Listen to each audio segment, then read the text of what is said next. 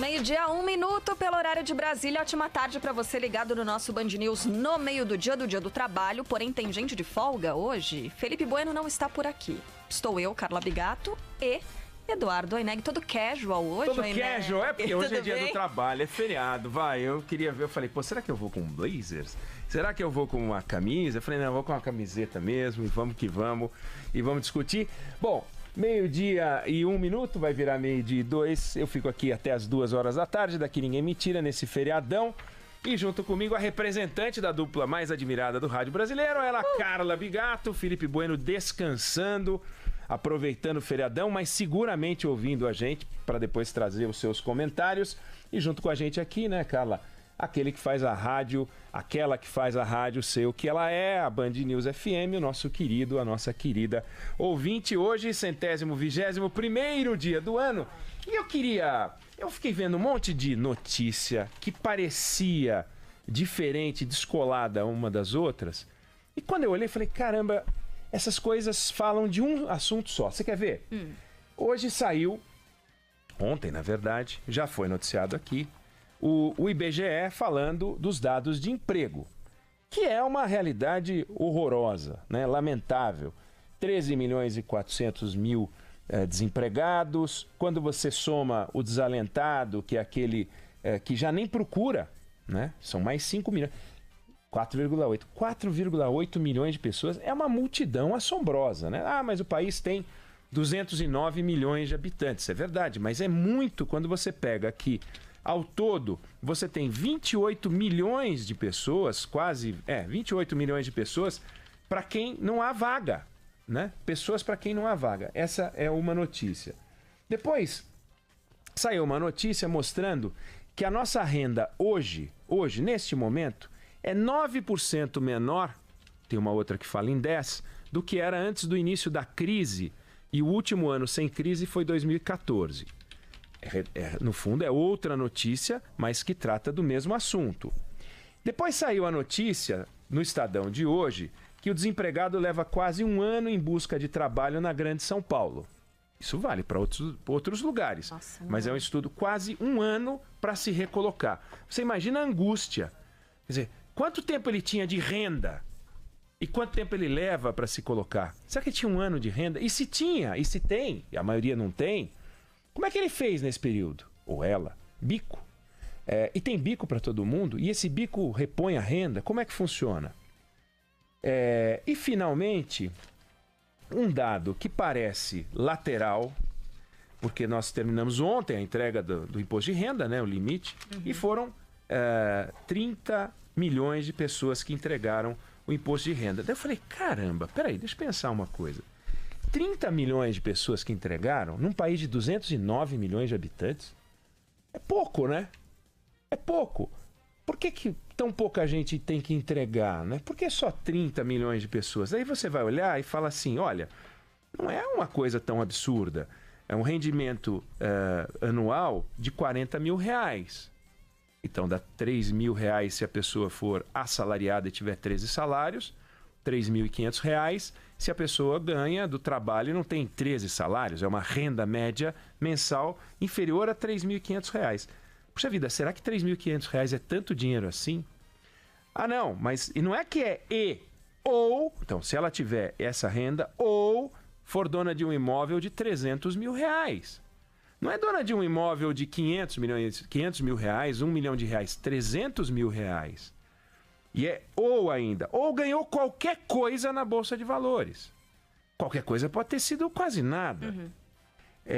Então você olha esses critérios e fala, vem cá, é um critério altamente inclusivo, 3 mil reais de renda, ou um apartamento de 300 mil, ou ganhou algum dinheirinho na Bolsa. É altamente inclusivo, porque não é a soma disso tudo. E mesmo assim só dá 30 milhões de pessoas num país de 209 milhões. Você diz, não, mas peraí. Teve gente que não entregou, vai. Teve gente que não entregou, que deve ser risível. Ou então, não, peraí, você está confundindo, porque você tem a multidão de pessoas de 0 a 18 anos. Só uma parte das pessoas que tem entre 0 e 18 anos tem um imóvel em seu nome, né? Ou então tiveram renda uma pessoa com 17 anos tem uma renda nesse patamar, então todo mundo tem que ter o CPF. Então você tem uma criança de 6 anos, é um CPF ativo, e ela não pode trabalhar. Então esquece ela é dependente. Tá bom, quantos brasileiros estão nessa situação? Perto de 60 milhões. Então você tem 140 milhões de pessoas, 150 milhões de pessoas que são um CPF ativo, porque não existe, porque ficou idoso não declara mais, né? Não existe isso, não é como eleição, que acima de uma certa idade você não precisa declarar, não precisa votar. Então, 20% da sociedade, conforme o critério você pode chegar a 30%, declaram imposto de renda. Declaram, não é que elas não pagam nenhum tipo de imposto, pagam todos os impostos, porque elas compram fruta, elas compram hortaliças, elas compram carne, tudo que elas compram tem um imposto embutido. Não é que elas não pagam imposto, não, pagam um monte de imposto, e quem ganha menos paga mais imposto. Mas por que o imposto de renda é algo tão miúdo? Porque o Brasil é um país de renda concentrada e é um país pobre. Quando você olha esse número, você fala, bom, então, cadê aquela classe média de que a gente tanto falou? E aí entramos num assunto que é muito complicado e que é muito importante. País desenvolvido é um país que tem uma classe média grande. E o Brasil teve crescimento da classe média só no sistema voo de galinha, no milagre econômico entre 69 e 74, quando houve uma brutal taxa de crescimento do produto interno bruto, jamais repetido.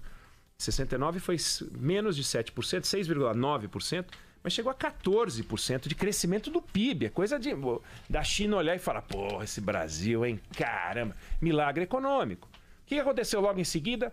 Mega crise econômica.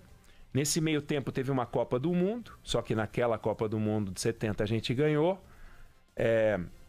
Depois veio uma crise econômica provocada pela crise do petróleo, e desde então a gente ficou num vai e volta, vai e volta, vai e volta, e a gente vai viver um novo boom de classe média no governo do PT. Artificial como o milagre, porque o milagre era sustentado por endividamento internacional. Aqui, o nosso milagre, que foi a inclusão da classe média, um novo crescimento da classe média, também foi artificial, porque era mantido por dívida pública, dívida pública, dívida pública. No meio desse tempo, tivemos também uma Copa do Mundo, perdemos a Copa do Mundo. O que acontece em seguida? Uma mega crise, que é a crise que a gente está enfrentando. Então a gente está no pós-milagre, né? Entre aspas, milagre, porque não foi um milagre. E esse milagre inchou um pouquinho a classe média, mas essa classe média está pagando a conta do inchaço que a beneficiou circunstancialmente. A gente conheceu uma chamada nova classe média, expressão que começou a ser repetida em vários países emergentes. África do Sul, China, Índia, Argentina, México, Brasil. Todo mundo falava, opa, tem uma classe média emergente, classe média emergente.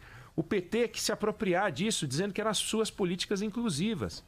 Resultado, a gente que viveu um fenômeno de medialização, né, do país, até então, você sabe que até a década de 70 a gente só falava de elite, classe dominante, donos do poder. Só se começou a estudar e falar em classe média mesmo nos anos 70. E depois, nesse milagre petista pelo qual a gente está pagando a conta. E quando a gente está acostumado a discutir distribuição de renda, a gente compara muito os 10% que menos tem com 1% que mais tem, os 20% que menos tem com os 20% que mais tem. E a gente esquece dessa classe média que é tratada como se fosse rica no Brasil. E é uma loucura, porque o número de pessoas que hoje ganha R$ 3.500, que dá esse número aí, perto de 30 milhões, ou porque tem uma casa de 300 mil, é chamado de privilegiado. São 30 milhões de privilegiados. Agora, qual é o privilégio de ganhar R$ 3.500? É só olhando para o lado e dizendo, mas tem gente que ganha 1.000, tem gente que ganha 500, tem gente que ganha menos de R$ 18 por dia. Tá bom, mas aí é muita comparação para você se sentir um privilegiado. Essas pessoas não têm o serviço do Estado, elas são obrigadas a pagar um tributo escondido, que é uma espécie de taxação extra, que é a escola privada, a creche privada, o plano de saúde privado, o seguro de vida, e eu me refiro ao seguro de vida na verdade, tem os seguros de casa, etc., porque não tem os benefícios.